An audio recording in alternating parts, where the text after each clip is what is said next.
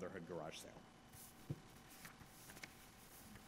And so tonight I want to share a few thoughts about the coverage I watched last night of the Democratic National Convention. I know that many of you watched the footage as well, watched the coverage of that convention and also of the Republican convention. Last night, of course, distinguished itself because it was the first time that we had a woman nominee leading the party's ticket leading one of the party's tickets here in our nation. So I want to share a few thoughts and reflections about this moment in the history of our nation. And before I do, I have to offer my standard disclaimer that even though I'm going to be focusing on that speech from last night, I want to make sure that it's clear that I'm not offering any kind of evaluation, certainly not an endorsement of any of this year's candidates, not only because of my own ambivalence and complicated feelings leading up through the campaign this year, but also because it's something that's very important to me that our pulpit clergy steer conscientiously away from during our time up on the Bema. But what I do want to explore together tonight is the historical significance of the nomination, how we got to this place, what it means for us as Americans, and maybe what it means to us as Jews.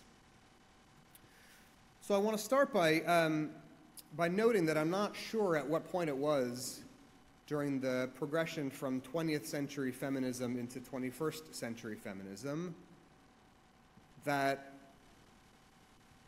the phrase women's liberation fell out of favor.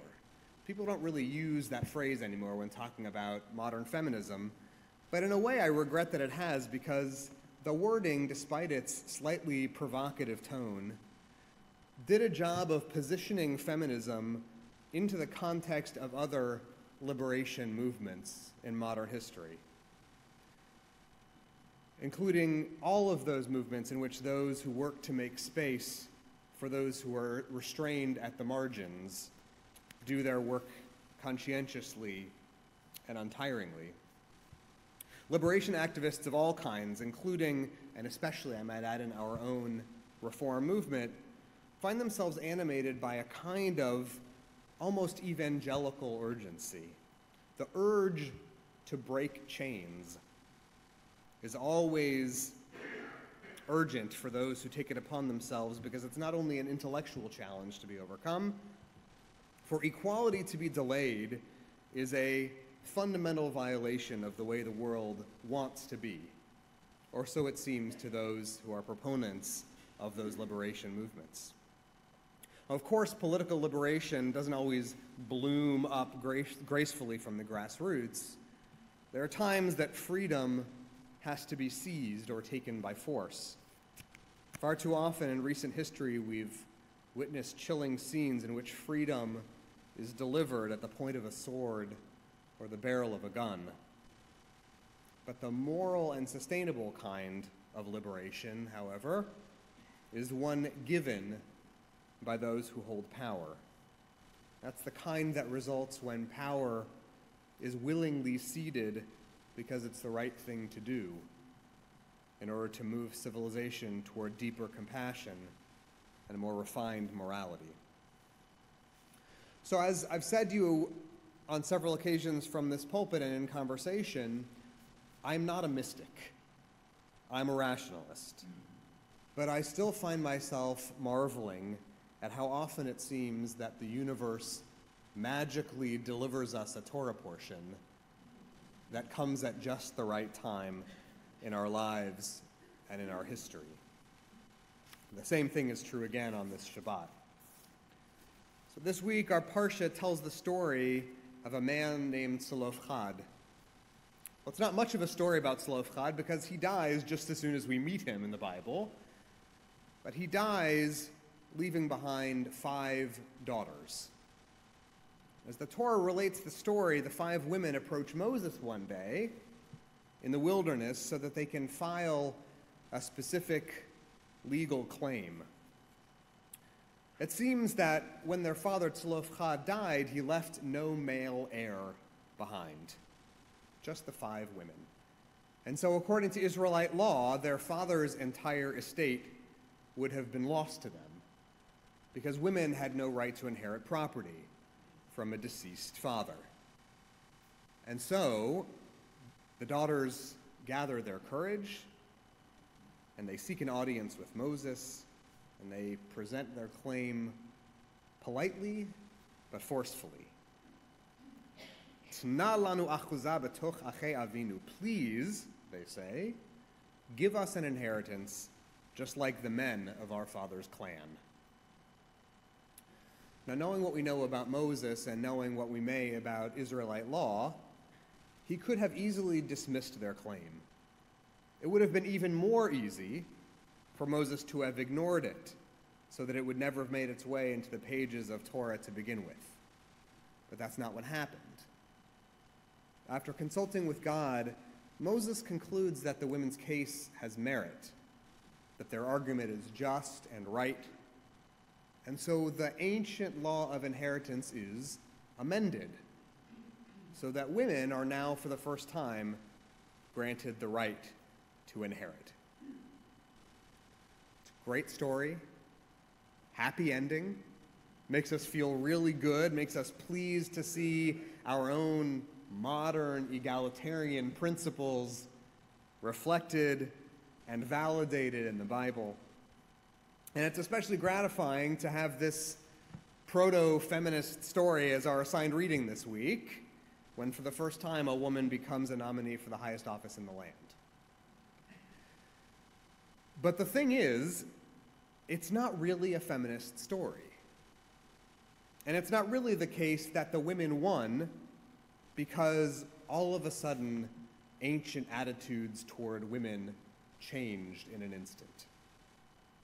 It's not the case that Zelophehad's daughter's complaints suddenly made Moses feel constrained to rule in that particular way. That doesn't really happen in the Bible, and it certainly never happens in legal cases involving women 4,000 years ago.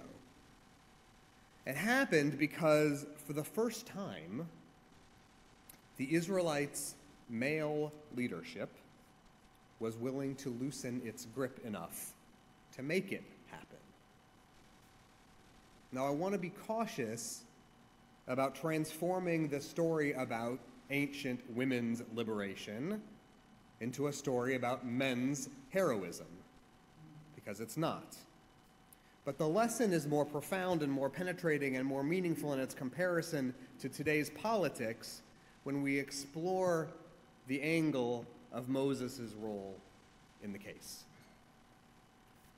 In her acceptance speech last night, Secretary Clinton spoke briefly about some words that Jackie Kennedy had shared from the period of the Cuban Missile Crisis, when her husband, the president, was feeling anxious and frightened.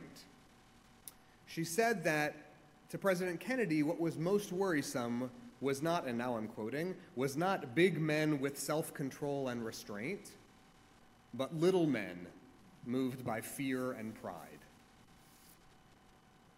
So as I said earlier, it's certainly the case that history can be jarred in the right direction by a violent outburst from the margins.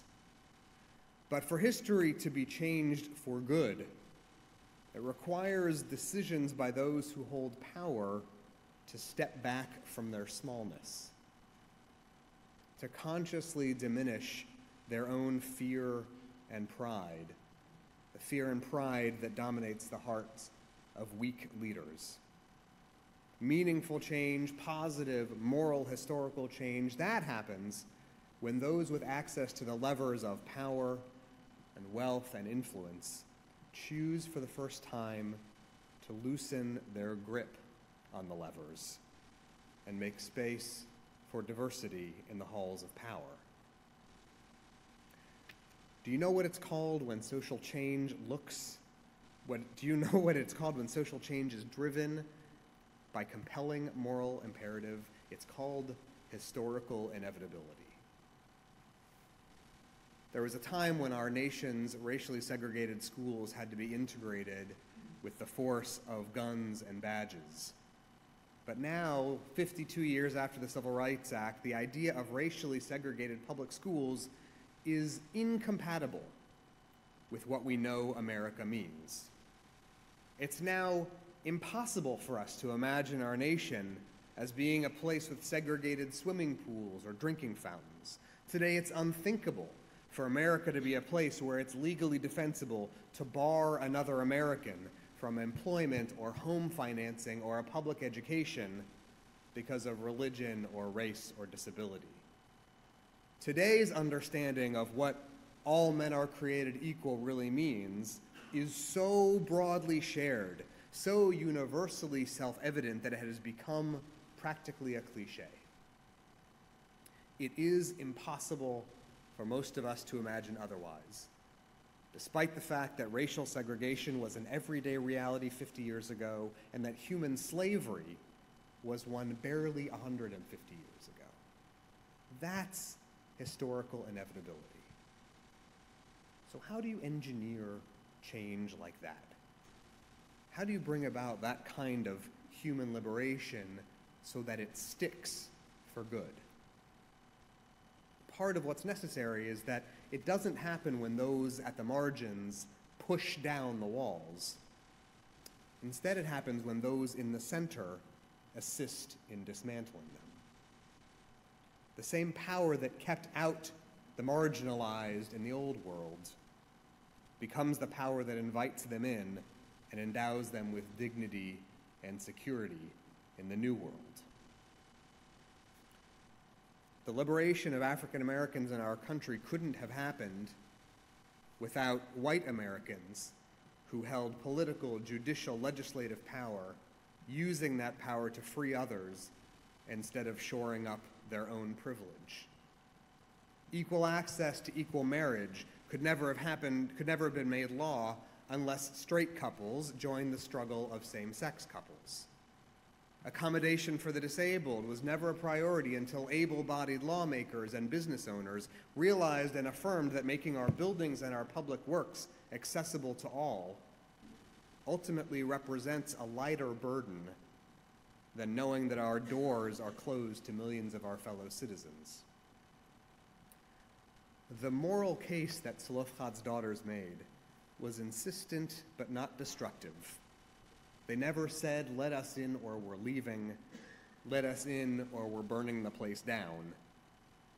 Instead, they gently and clearly and compellingly showed Moses that the old model was no longer serving its purpose. Change was necessary. Reform was critical. Liberation was inevitable. Moses wasn't the hero of the story because it was his idea or because he was a unique Bronze Age feminist, but because he knew what historical inevitability looked like. He recognized the principles on which his community rested, and he knew that change had to take place if Judaism wanted to retain a moral claim on the hearts of the Israelites. That's why I love the story of Zelophehad's daughters. I love it so much that I named my own daughter after one of them. Because I want her to show the world that God's soul hungers for freedom. Because I want her life to challenge mine and yours, to remember that when any of us is restrained from realizing her destiny, all of us are held back from what we could become. When she was born, I gave her that name, that very ancient biblical name, because it was clear to me, just like it is clear to all of us who are parents, particularly those who are parents to children who in another age would find themselves shunted to the edges of society, that her soul's gift to the world should be that anyone who encounters her, anyone who sees that luminous soul shining, knows that she must be allowed in.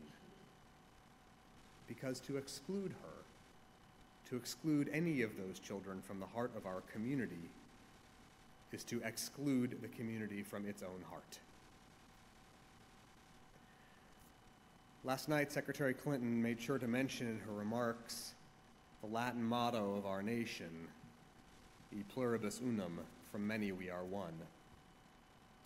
But tonight on Shabbat, I want to put a slightly finer point on that phrase.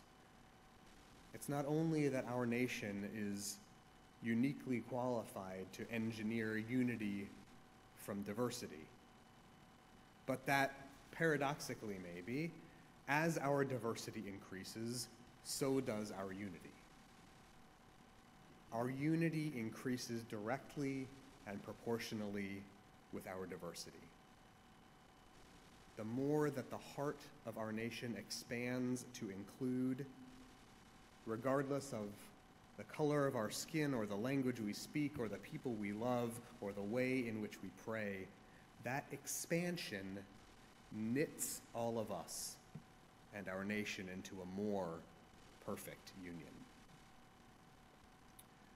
It is a privilege to be American. It is a great blessing to be a father to daughters. And so I have to share with you that this Shabbat I find myself surprisingly grateful, surprisingly touched, and a little bit emotional about the blessings that are mine, as I give thanks for the country in which I live, and as I find myself filled with gratitude, knowing that it's not only the shape of my daughter's dreams that has changed, but their size as well. And so I wish all of you a Shabbat Shalom, a Shabbat filled with peace, one in which all of us make ourselves closer to the goodness and the unity that are our birthright. Shabbat Shalom.